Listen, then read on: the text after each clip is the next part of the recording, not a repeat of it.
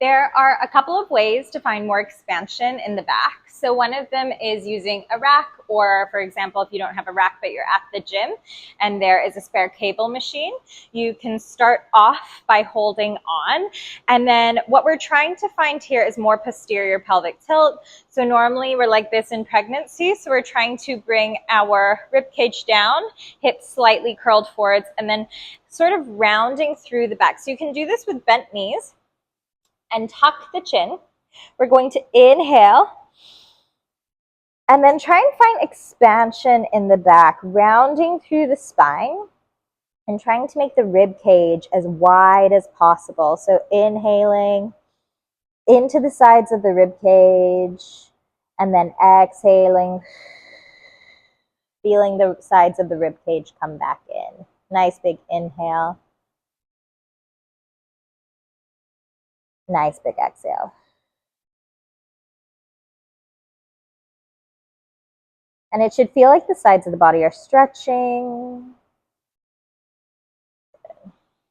So we are just finding the opposite position from the normal pregnancy position, which is arched through the spine. We can also do the same movement if you don't, if you're not tolerating standing, or if standing isn't available, or if you just want to do it in all fours today. This one is quite nice. So we're going to take our hands nice and wide. So inhale, relax your belly, exhale. Round through the spine, tuck the pelvis, and then we're going to stay in this rounded position. So we're going to inhale nice and wide, trying to expand outwards into the rib cage, so thinking sideways. And then exhale. Feel the sides of the rib cage come back in. Inhale nice and wide, feel that back expansion. And then exhale. Final one, inhale. And then exhale. So we're trying to find that expansion through the back to stretch the rib cage open from the inside out. So we want to try and release the lats wherever possible. So we're going to press against our rack, round through the spine, and then I'm just going to twist and turn my body so that I can feel all that big stretching through the side of the body. Releasing the lats, doing nice big inhales and exhales. And you'll go for a few breaths on either side until you start to feel that release. We can also mimic this in a seated position. I like to do this with mermaid 90-90 legs, but you can also just do it from a cross-legged position. So when I'm in this mermaid position with my legs, I'm going to reach over to the bent side first.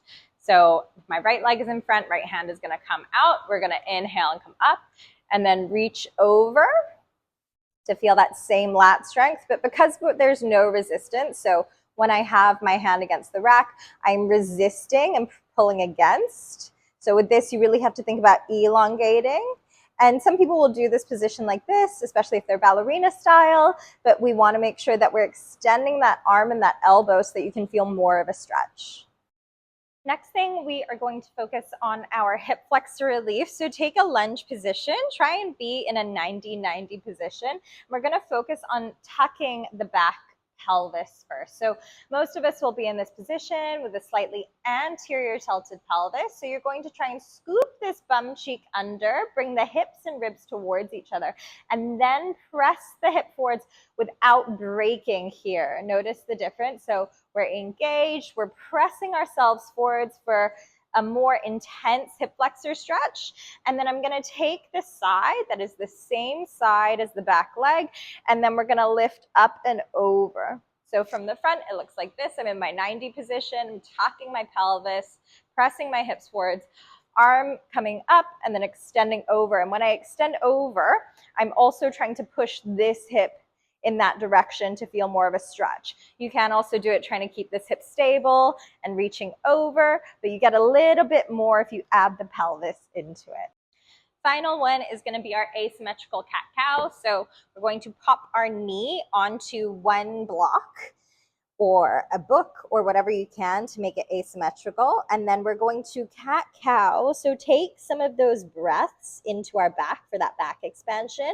And then inhale, you'll release and let go. So what happens here is when we elevate one side, we get more of a stretch on that side because it's shortened. So you'll do both on each side, and I'll just show you from the back. So if I use my other leg this time, the shortened side is the elevated side. And so I'll feel more stretch through that lower portion of the pelvis and through the lower back. So we want to think about lengthening our glutes. This also helps with those movements to open the mid-pelvis.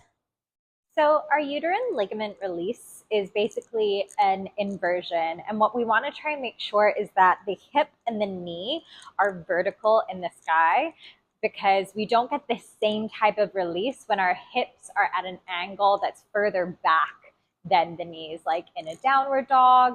So if you're doing this for the first time by yourself, be sure to have a spotter who can help you in and out, particularly if it's your first time doing it, or if you're starting to get on in your pregnancy and feeling heavier, then remember, falls risks are a real issue. So you can do this. I like to do it either in the gym on a bench, or we can do it at home on the edge of the bed if it isn't too far from the ground, or the edge of your sofa. So what you'll do is you'll have yourself here and a spotter nearby if you need them.